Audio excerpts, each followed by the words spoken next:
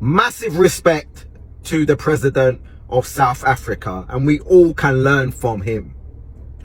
160 Palestinians arrived in South Africa. No passports, no visas, nothing. Somehow they got through Nairobi and they landed. And most countries would turn them away. But knowing they come from Gaza and what's going on in Gaza, the president said, no, I'm going to welcome them. And when they arrived at the airport, the people clapped, they cheered, they made them feel so good.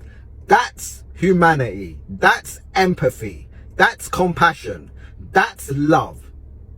And that's what we all need to learn from. I am so proud of the South African people and the president.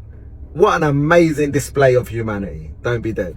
I want to take this time to congratulate South Africa. You know, sometimes when you people do something good, it is actually nice for me to, come on and says that you people have done something wonderful. So more than 190 something Palestinians were sent to South Africa. These people were sent into South Africa illegally.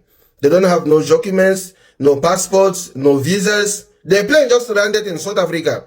And normally they were supposed to be deported back, but because of the fact that higher authorities came early, these people were not deported back where they came from. The government of South Africa shook the Palestinians in, gave them food, gave them shelter, and have granted them asylum.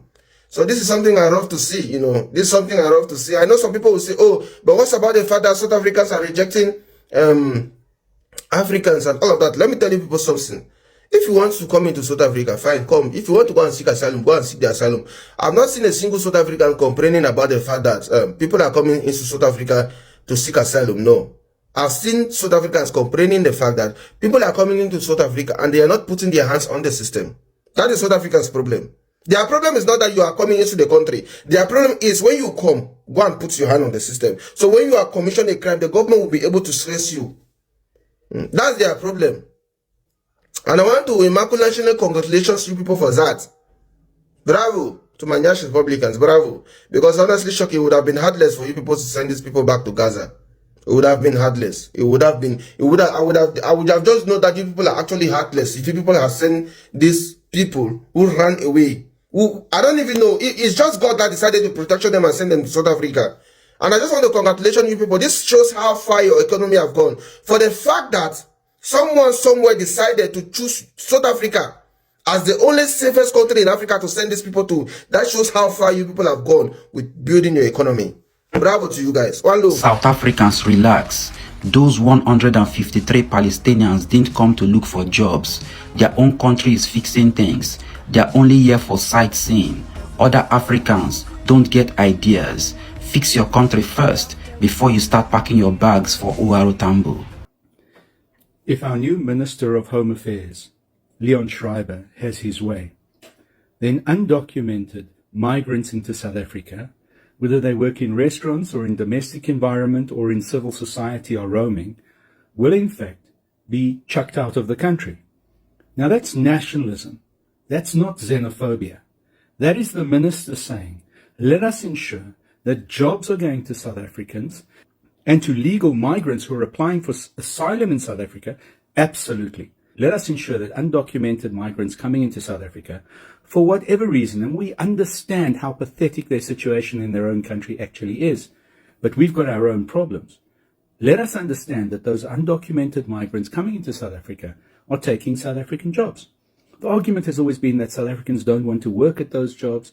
They're not happy to be laborers any longer. They're not happy to work on gardens or be domestics or work in waiting positions in restaurants. But that's nonsense.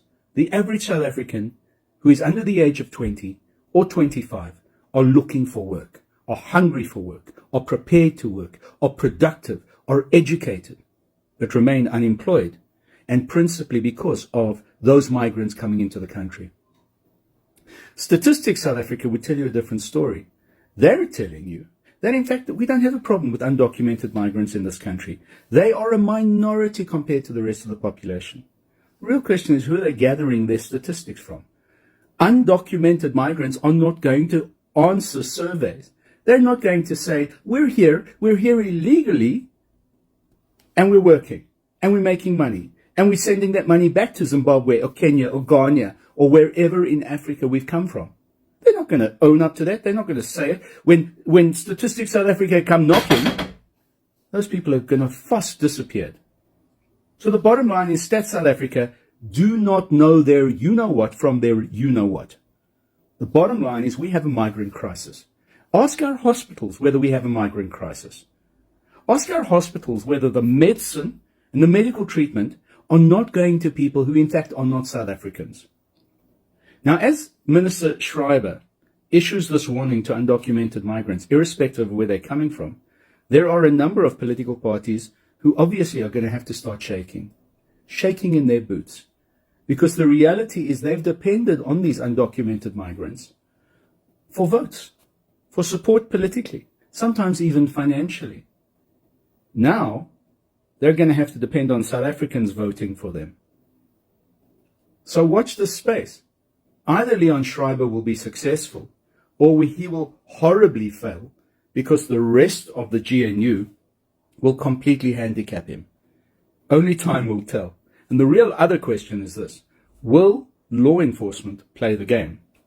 Given that there are particular segments of migrants who are responsible for major crime in this country, and we hear day after day, week after week, media reports. The last, by the way, being a whole group of Portuguese butchers who were in the country who had been kidnapped. Bottom line is, law and order in this country doesn't exist to the extent it should. It is not a center of excellence. And the question is whether the Minister of Police, who used to be our Minister of Water, will now in fact step up or not. You know, South Africans think that they only come here. Actually, the World Health Organization has a report that says over 1,000 Palestinians went to different countries. This includes Turkey, it includes Arab countries, it includes Italy, France, Germany. So everyone's doing their part, you know. Don't just say that, why South Africa? Why South Africa? Oh, we are so bad. No, it's not just here. And a lot of people think that these Palestinians are coming to attack us. They are not. They are fleeing war. You know, a lot of these passengers don't even know where they're going. They have been scammed.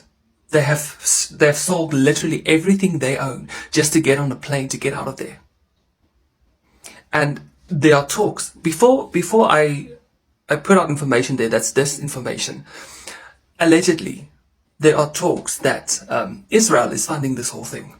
Well, not funding, organizing everything, because they came from Israel, so that it's obviously displacement. And displacement means they want to weaken Gaza, the population, they want them out. And they're doing it in a legal way, or a more humane way.